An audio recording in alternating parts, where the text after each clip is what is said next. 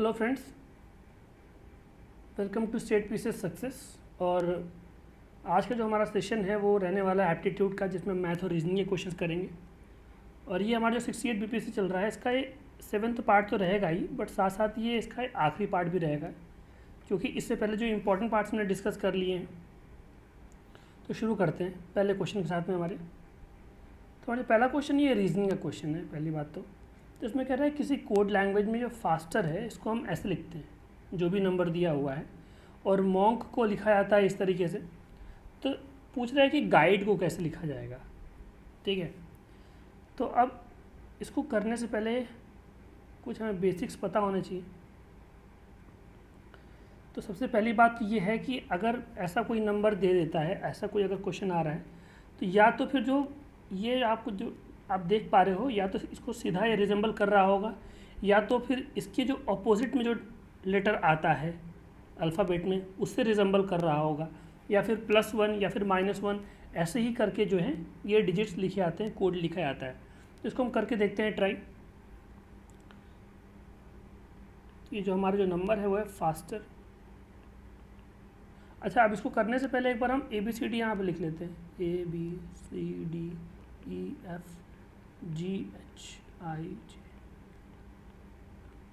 और यहाँ से फिर ऑपोजिट।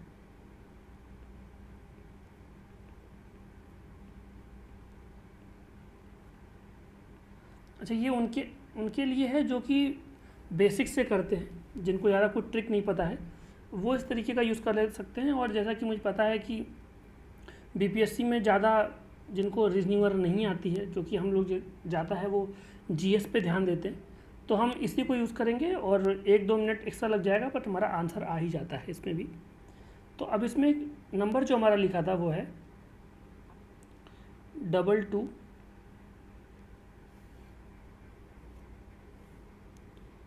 222 921 222 921, और है 2319 2319।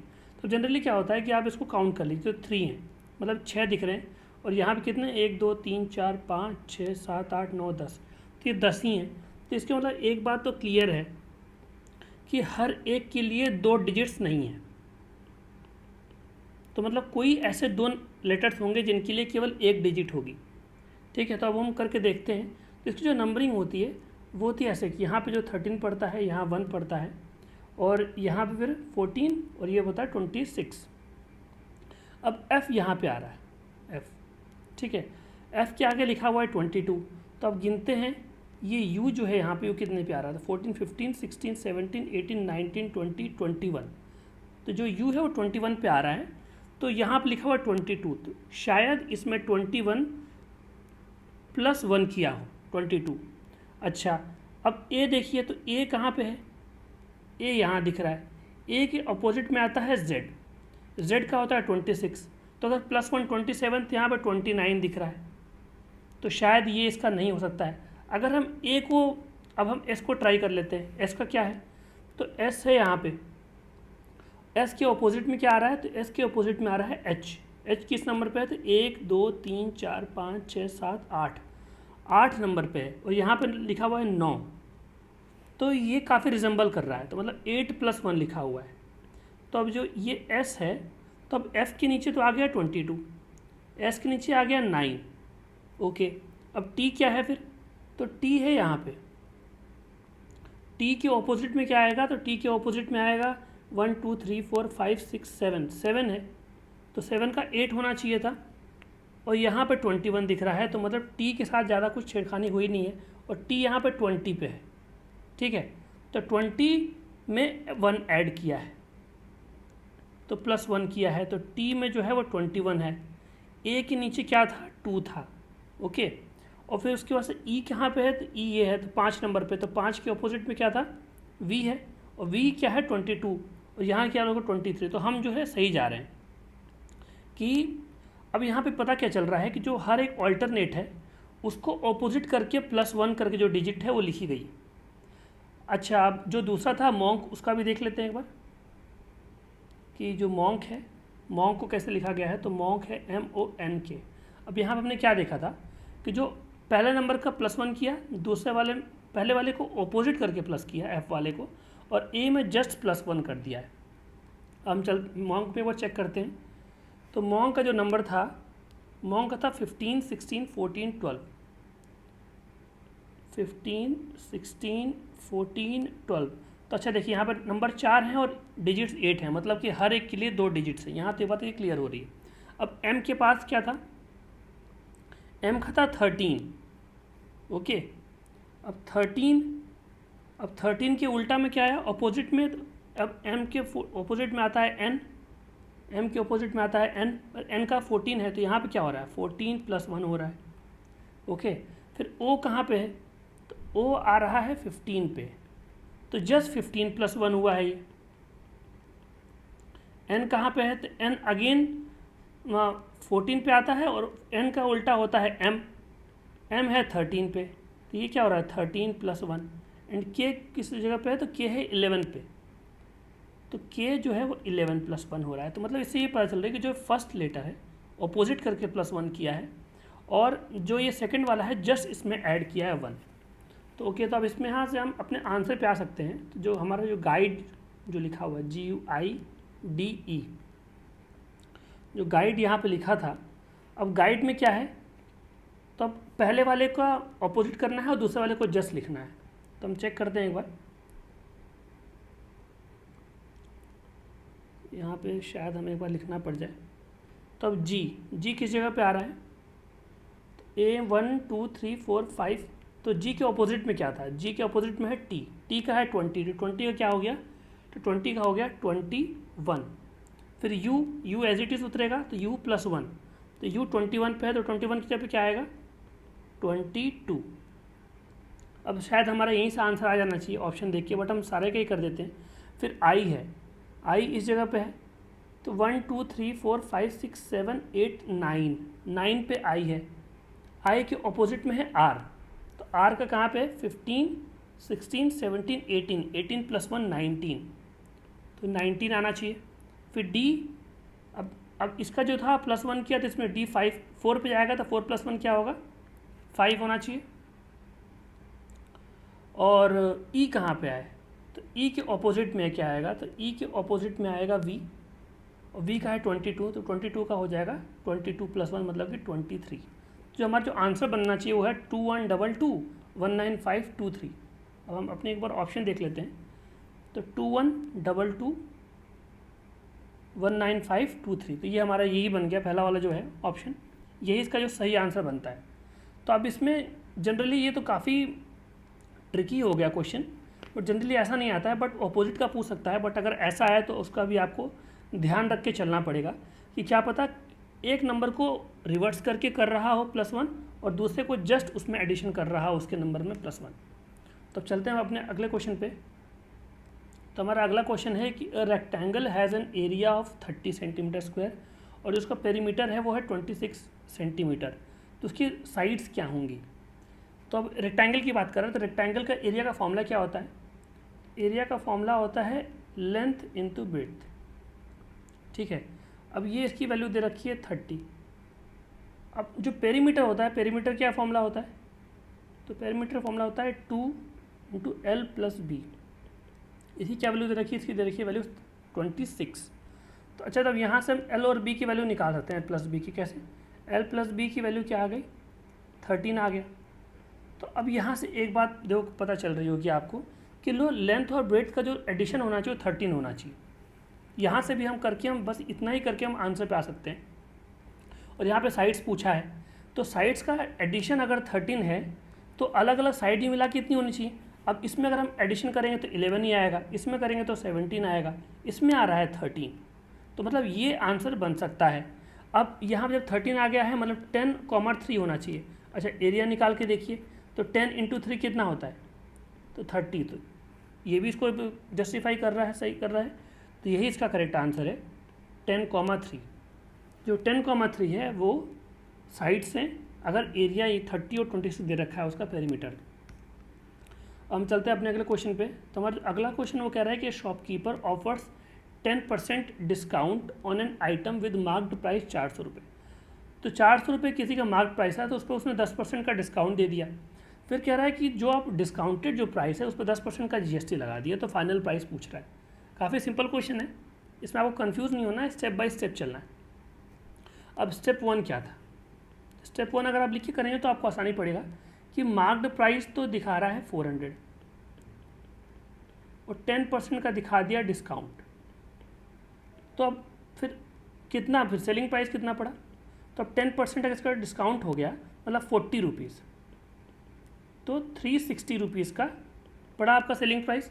अब कह रहे हैं सेलिंग प्राइस पे 10% का GST लग रहा है। अब यहाँ चलेगा स्टेप 2, 10% GST किस पे? अब इस पे लगा, तो 10% GST से कर तो 36 रुपीज़। तो अब दोनों को जोड़ के उसको कितना पे करना पड़ेगा किसी भी ग्राहक को? तो करना पड़ेगा दोनों को जोड़ के 396 रुपीज़। तो यही पूछ रहा है फाइनल प्राइस क्या होता है इसका। तो इसका जो करेक्ट आंसर है वो है 396 रुपीज़। आई होप आपको ये क्लियर होगा। अगर आप स्टेप बाय स्टेप चलेंगे तो आपको कन्फ्यूजन नहीं होगी और आप आराम से इसके आंसर निकाल लें। चलते हैं अपने अगले क्वेश्चन पे।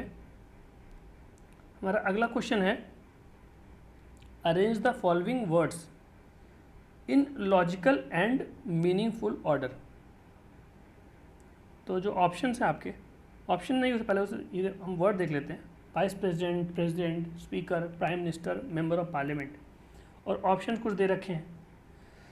तो अब इसके लिए आपको अगर थोड़ा बहुत भी पॉलिटी का नॉलेज है या फिर आप थोड़ा बहुत जो है करंट अफेयर्स देखते हैं और तो आप इसका आंसर लगा सकते हैं। जैसे कि अब हमें पता है कि जो प्रेसिडेंट होता है उसको हम फर्स्ट सिटीजन कहते हैं, ठीक है। इसको फिर हम क्या कहते हैं? First among equals. ये सब इसके टैग्स हैं, निकनेम यूज़ होते हैं। First citizen, first among equals, मतलब जो सबसे जो टॉप पे पोजीशन रहती है वो प्रेसिडेंट की रहती है, राष्ट्रपति की। तो अब राष्ट्रपति को जब हम सबसे पहले पे रखते हैं तो आप ऑप्शन देखिए, पहले पे 4 नंबर, मतलब प्रेसिडेंट प्राइम मिनिस्टर को एक बार रखा है और एक बार रखा है मेंबर ऑफ पार्लियामेंट को, तो ये वैसे ही कट गए। अब बचा बी, या फिर अब या तो ये हो सकता है या फिर इन दोनों में से। अब मोर देन 1 तो होगा नहीं, तब नन होगा या फिर बी होना चाहिए। अब प्रेसिडेंट के बाद किसका नंबर आता है ऑर्डर ऑफ प्रेसिडेंट्स में? तो फिर आता है वाइस प्रेसिडेंट का। फिर अब स्पीकर, प्राइम मिनिस्टर और मेंबर ऑफ पार्लियामेंट में किसका होना चाहिए? तो प्राइम मिनिस्टर क्या होता है? तो लीडर ऑफ द हाउस होता है, तो फिर प्राइम मिनिस्टर आएगा। फिर अगर मेंबर ऑफ पार्लियामेंट और स्पीकर में देखें तो जो स्पीकर है, स्पीकर पहले आना चाहिए, ठीक है, और फिर आएगा मेंबर ऑफ पार्लियामेंट। तो 2 1 4 3 5 होना चाहिए था। हमारा जो करेक्ट आंसर है वो ये बनता है, क्योंकि इसी में जो है करेक्ट सीक्वेंस लिखा हुआ है।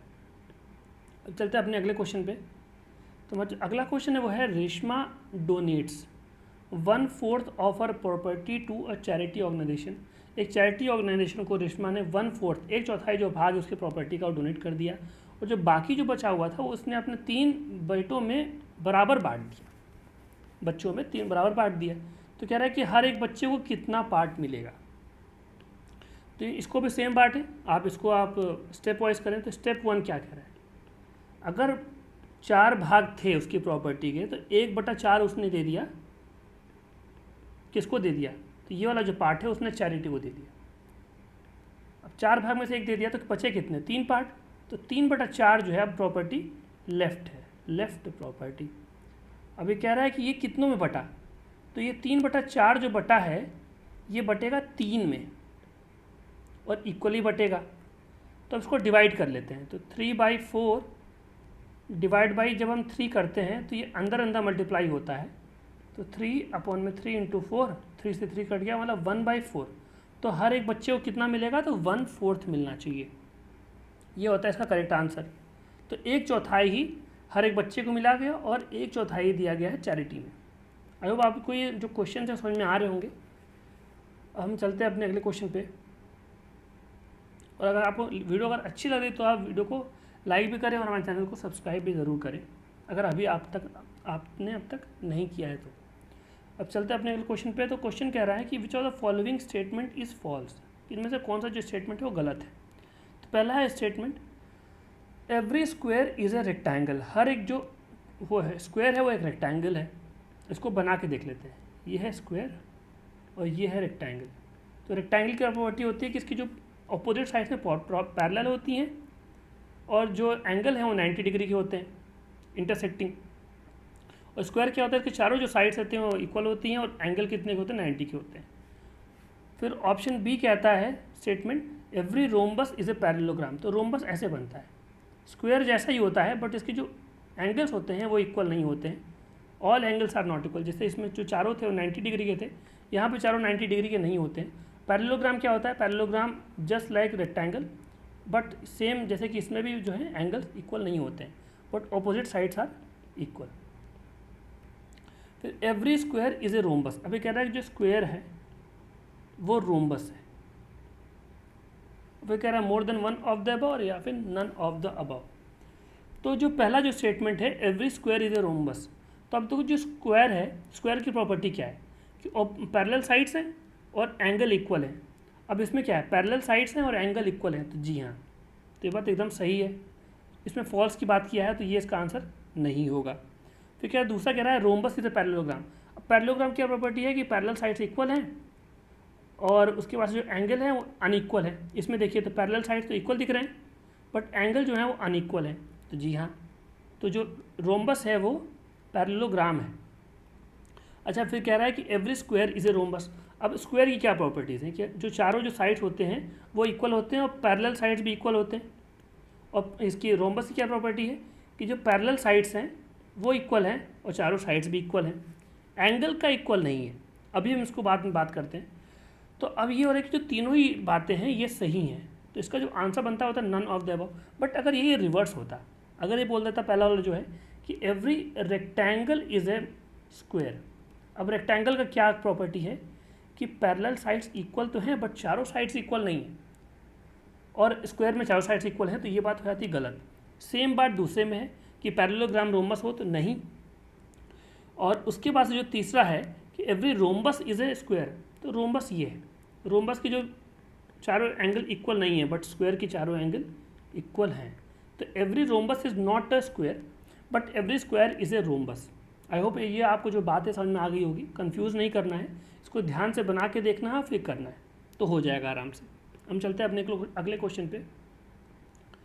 तो अगला क्वेश्चन है, ये ब्लड रिलेशन का क्वेश्चन है। ये कह रहा है कि in a family of some persons B says that R is the daughter of my sister A who is the only daughter of T.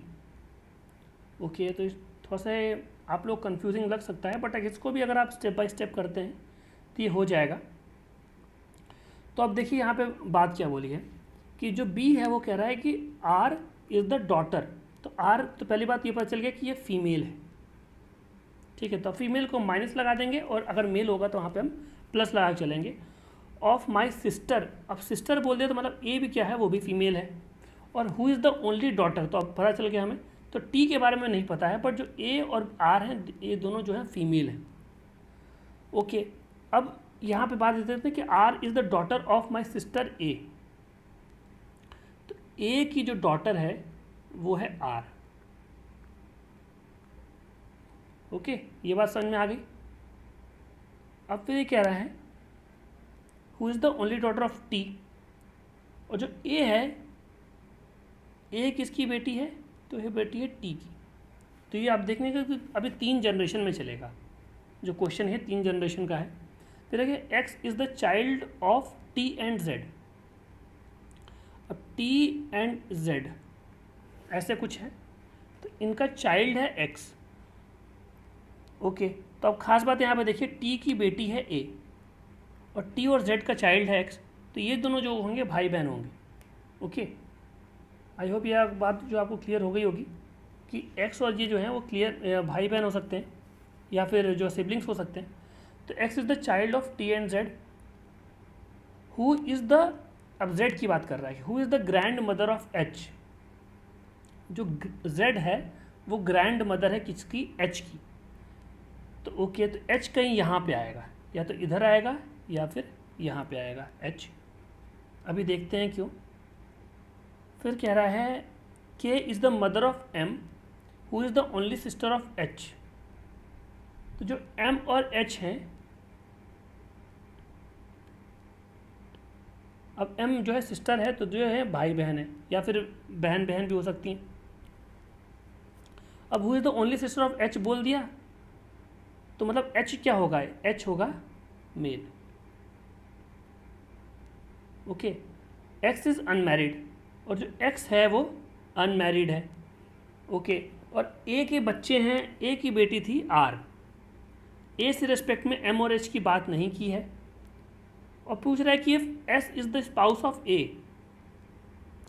अब जो ए है वो एस, अगर अब ए जब नहीं वो फीमेल थी तो एस क्या होगा, मेल होगा। एस क्या है, ए का स्पाउस है। ओके, तो ये बात क्लियर हो गई। और उसके बाद से ये बोल रहा है K is the mother of M, M की मदर है के।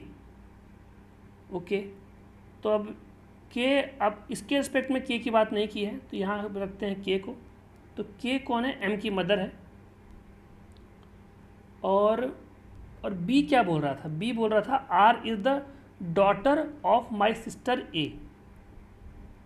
मतलब बी और ए जो हैं वो भाई बहन हैं, तो बी और ए कहाँ पे आएंगे, तो इस वाली लाइन में आएंगे बी और ए। आई होप ये आप जो थोड़ा सा एक दो बार प्रैक्टिस करेंगे तो आपको क्लियर हो जाएगा ये जो भी मैंने चीज़ लिखी है। तो बी तो हो गया ब्रदर, और ये आपको क्लियर हो गया होगा। अब हम चलते हैं इसको क्वेश्चन करते, कह रहा है कि हाउ इज़ के रिलेटेड टू एस। तो बात कर रहा है कि के जो है वो एस से कैसे रिलेटेड है। तो मतलब एक पहली बात तो ये एक ही लाइन में है, ठीक है। और के इज़ द मदर की बात किया, मतलब के क्या होना चाहिए, के होनी चाहिए नेगेटिव। अब पहला ऑप्शन है सिस्टर इन लॉ, शायद हो सकती है। वाइफ ऑफ द ब्रदर, मतलब इसमें दोनों में क्या है, ये फीमेल की बात किया, बट थर्ड में बोल रहा है ब्रदर इन लॉ, और बट जो के है वो होना चाहिए फीमेल, तो ये कट जाएगा।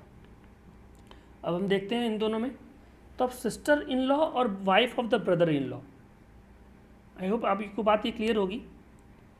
तो अब wife of the brother in law मतलब कि ब्रदर इन लॉ जो है,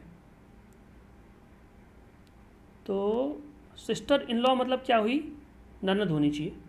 बट इसमें अगर आप देखेंगे उसको उठा के आप देखेंगे तो इसमें निकल के आ रहा है कि जो के है वो एस से कैसे रिलेटेड है। तो के पहली बात तो लेडीज़ है, वाइफ किसकी है, तो वाइफ है ये बी के साथ की। तो वाइफ और एस और बी क्या है, एस और बी जो है एक लाइन में आ रहे हैं, तो ये wife of the brother in law बनेगी, not sister in law. Okay, क्योंकि बी और जो के हैं वो मैरिड है, तो इसका जो करेक्ट आंसर बनता है वो है wife of the brother in law. अब चलते हैं अगले क्वेश्चन पे हमारे। तो हमारा अगला क्वेश्चन है how many words no matter if they are meaningless can be formed by the letters of the word diary. तो डायरी जो वर्ड है इससे कितने वर्ड्स बन सकते हैं, और मीनिंग का मतलब नहीं है कि मीनिंगलेस भी हो तो भी चलेगा। तो इसका जो फॉर्मूला होता है वो होता है 5 फैक्टोरियल, क्योंकि इसमें 5 है इसमें लेटर्स, तो 5 फैक्टोरियल, और 5 फैक्टोरियल को हम लिखते हैं 5 × 4 × 3 × 2 × 1।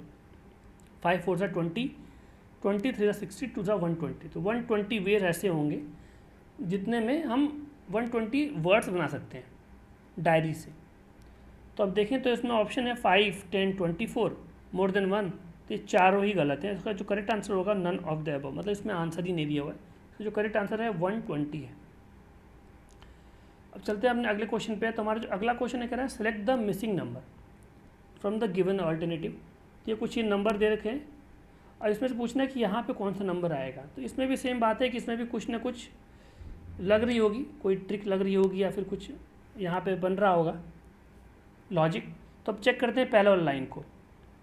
तो इसमें कह रहा है 44, 37, 49, क्योंकि यहाँ पे देखिए बीच वाला पूछा है तो मतलब बीच में ही कुछ हो रहा है। अब इसमें हम देख लेते हैं क्या कुछ एडिशन करके सब्ट्रैक्शन करके कुछ आ रहा है क्या। तो 7, तो 37 + 7, तो 7 का डिफरेंस आ रहा है और 7 7 हो रहा है, तो क्या पता है स्क्वायर कर रखा हो। तो हम अभी लिख के चलते हैं, फिर दूसरे में, फिर आखिरी में, तो दूसरे में तो नहीं पता है हमें। और 41, और इसमें कह रहा है 58, 53, 35, तो 58 53 में कितना डिफरेंस है, तो 5 का डिफरेंस है। और आया यहाँ पे 35, तो इंटू 5 इंटू 7 हो रहा है, मतलब स्क्वायर नहीं हो रहा है, 7 से मल्टीप्लाई हो रही है, सिंपल सी बात है। तो 41 और 52 में कितने का डिफरेंस है, तो 11 का डिफरेंस है। तो मल्टीप्लाई जब हम 7 से करेंगे तो आता है 77। तो जो बी है इसका, बी इसका करेक्ट आंसर बनेगा। अब ये तुरंत हो सके तो अगर आपको क्लिक ना कर पाए लॉजिक की कैसे हुआ है, तो थोड़ा सा आप समय देंगे तो क्लिक कर जाएगा, क्योंकि ऐसे क्वेश्चन जो है स्कोरिंग होते हैं और यही आपका जो कट ऑफ है इसको ईजिली पार करा सकते हैं। अब चलते हैं अपने अगले क्वेश्चन पे। तो हमारा अगला क्वेश्चन है find the missing number in the given series. ये सीरीज़ दे रखी है, इसमें हमें मिसिंग नंबर बताना है। तो इसको हम लिख लेते हैं एक बार, 15, 20, 32, 62, 118, 248 और यहाँ पे क्वेश्चन मार्क दे रखा है। तो अब हम इसको पहले डिफरेंस निकाल के देखते हैं क्या लॉजिक लगा हुआ है। तो यहाँ पे 5 का डिफरेंस आ रहा है, यहाँ पे आ रहा है 12 का डिफरेंस, यहाँ पे देख रहे होंगे कि 30, 62 माइनस 32 30 का डिफरेंस है। यहाँ पे कितने का आ रहा है, तो 6, 8 में 2 गए 6, 11 में 6 गए 5, फिर यहाँ पे आ रहा है 0, 3, 1, 130 का डिफरेंस आ रहा है। अब यहाँ पे अब नहीं पता है हमें, तो अभी क्या चल सकता है। अगर हम आगे कुछ डिफरेंस निकाल के देखें तो 7, फिर यहाँ पे आ रहा है 18, यहाँ पे आ रहा है 26, तो ये चलता रहेगा। बट यहाँ पे हमें कुछ नंबर हमें कुछ दिख नहीं पा रहा है लॉजिक सा, तो हम इस वाले स्टेज पे देखते हैं कुछ अगर लॉजिक लग पाए तो अब यहाँ पे जो 5 लिखा हुआ है, तो ये 2 का स्क्वायर बनता है और +1 हो रहा है। ओके, ये 12 के नियरेस्ट कौन सा स्क्वायर पड़ेगा, तो 3 पड़ेगा, 3 का स्क्वायर और +3 हो रहा है। 30 के पास में कौन सा स्क्वायर पड़ेगा, तो 5 का पड़ेगा, 5 का स्क्वायर +5 हो रहा है। 56 के पास में कौन सा पड़ेगा, तो 7 का स्क्वायर पड़ेगा, 7 का स्क्वायर +7, और उसके बाद से 130 के पास में कौन सा स्क्वायर पड़ेगा, तो पड़ेगा 11 का स्क्वायर, 11 का स्क्वायर +9। तो आई होप थोड़ा बहुत तो यहाँ पे आप देख पा रहे हो कि जो स्क्वायर हो रहा है ये तो हो रहा है प्राइम नंबर के, तो प्राइम नंबर का तो कर दिया स्क्वायर, और प्लस क्या ऐड क्या हो रहा है, तो ऑड नंबर ऐड हो रहा है, कॉन्सिक्यूटिव ऑड नंबर। सबसे पहले 1, 3, 5, 7, 9, तो अब इसमें क्या ऐड होना चाहिए, इसमें 11 ऐड होना चाहिए सबसे पहली बात। और अब अगला प्राइम नंबर क्या आएगा, तो आएगा 13, तो 13 का स्क्वायर +11, मतलब कि 169 + 11 जब हम करेंगे तो आंसर हमारा बनता है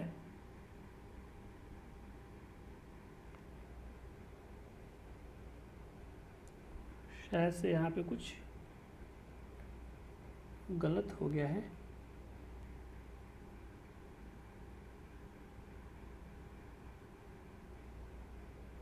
सॉरी, यहाँ पे 169 + 11 नहीं सही चल रहा है, 169 + 11, क्योंकि मुझे यहाँ पे ऑप्शन नहीं दिख रहा है तो मुझे लगा, तो 180 बनता है। तो अब ओके, तो 180 यहाँ पे लिखा जाएगा।